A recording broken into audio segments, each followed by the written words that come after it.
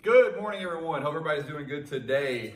So we are on Unit 2, Lesson 11. We're going to talk a little bit about what we learned last week here, just to wrap up on that. We went over the effects of cyberbullying and how to respond to that, okay? So you guys did a great job with your discussions. Really enjoyed being able to talk with you guys about those points. Let's do me a favor, though. Try to focus on working both parts of those questions. So, for instance, in your warm-up this week, we talked about some things. I know I've already spoken with a couple of you all, but let's just make sure that we are focusing on both of our question parts, okay? You all did a great job with that. Today we're gonna set up a little bit more about understanding some ways to stand up to bullying, okay? So we're gonna talk about ways that if you notice bullying or if you see bullying, some ways that you can intervene and you can, be there for your classmates and your other students, okay?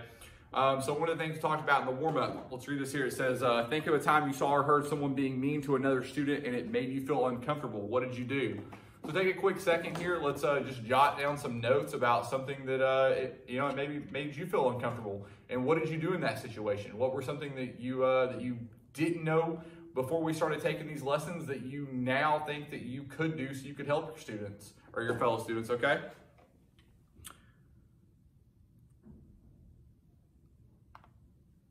Awesome. So the difference between a bystander and an upstander when it comes to witnessing bullying. So as you see here on the screen, looks like there's a gentleman there in the orange shirt that has a phone of the person in the green shirt. The young lady there is kind of confused, not really sure what to do, doesn't know if she wants to get involved.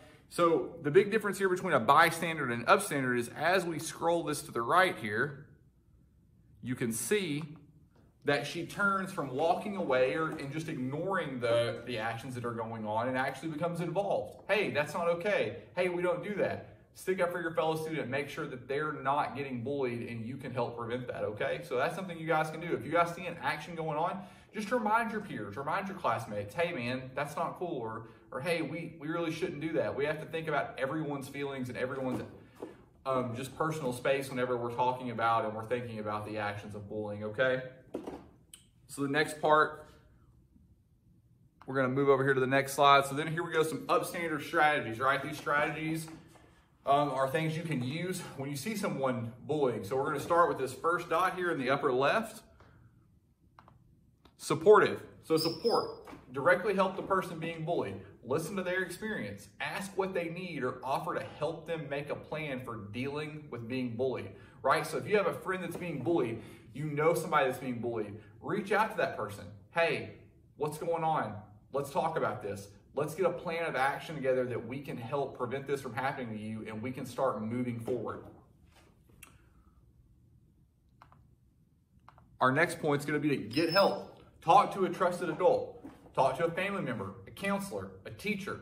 Ask them for experience or ask them for advice. Let their experiences be able to help you. If you're not really sure how to handle it or you don't feel comfortable handling it, please talk to your teacher. Please talk with your coach, with a counselor, with a custodian in the hallway. Just talk with anybody. Try to get an idea going and some sort of plan of action to where you can stop the bullying from happening, because nobody deserves to be treated that way at any point in time during their life, much or less for a prolonged period of time of their life, okay? And then the last point we have here today is going to be to speak up. If you feel safe, firmly and calmly tell the person that's doing the bullying to stop and explain to them why it's hurtful. Like in our example for last week with Mariah and Zach. If Mariah was hurt by the bullying and she feels comfortable enough to stand up and say, hey, Zach, I don't like that you told the entire class that I had a crush on that person. Please stop doing that. That is hurtful to me, and I do not like how that makes me feel. So those are some great examples there that you guys can use and to try to work on being able to step up to bullying and being able to deal with bullying, and just some things that you can implement into your life to hopefully help you prevent and deal with bullying, okay? So the next thing we're gonna do is we're gonna watch our quick little video here, and we will go into the next part, okay? So let's watch our video here. Here we go. And the girls just most difficult class about feeling arguing like so they understand on one hand.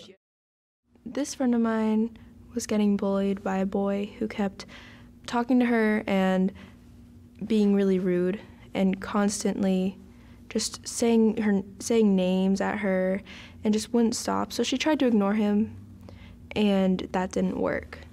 They pushed me around, took my lunch, took my book bag, ripped up my homework, spit on me, kicked me. I felt bad about getting bullied. I didn't fit in, like people didn't really understand me because I read books a lot, and they would tease me every day by pushing my books on the ground, or they would push me into lockers in the hallway. And when I would try to do my work, they would throw pencils and papers at me, and they would start rumors. They would say things such as, I'm a bookworm. They would call me mean names and stuff like that. Okay, we're back here. So that video was really informative. So let's move on to our first slide here. And I want to take a quick second here. We're just going to define some vocabulary for you guys, okay? So bullying will be the intentional, physical, verbal, or social aggression. It's often repeated over time and occurs when there's a real or perceived power imbalance. A bystander, which is the thing that we're focusing on today, is anyone who's aware that bullying is happening. And then an upstander is someone who stands up for a person being bullied. So now I want you to use the definitions and the concepts that we've talked about today and explain to me how you could show support for Katie's friend, right? What are some things you could do for Katie's friends? And let's think about this. We're not going to answer anything today. Well, these are going to be on your questions throughout the rest of the week. But think about ways you could support Katie and her friend that's dealing with bullying, okay? So ways to support her, we'll click on our little tab here. You can comfort the friend and ask what she needs. Remember, we talked about that. The first thing we talked about was talking to that person. Hey, what's going on? What can I do to help you? What are some things we can do to make this an overall better environment for you, and how can we combat this, right? So then the second one was help her find a trusted adult to tell. Katie's friend may not feel comfortable going and telling a teacher. She may not feel comfortable going and telling a counselor. She may be scared or concerned or just doesn't want to make that next step. Maybe you, as her friend, can help her bridge that gap, right?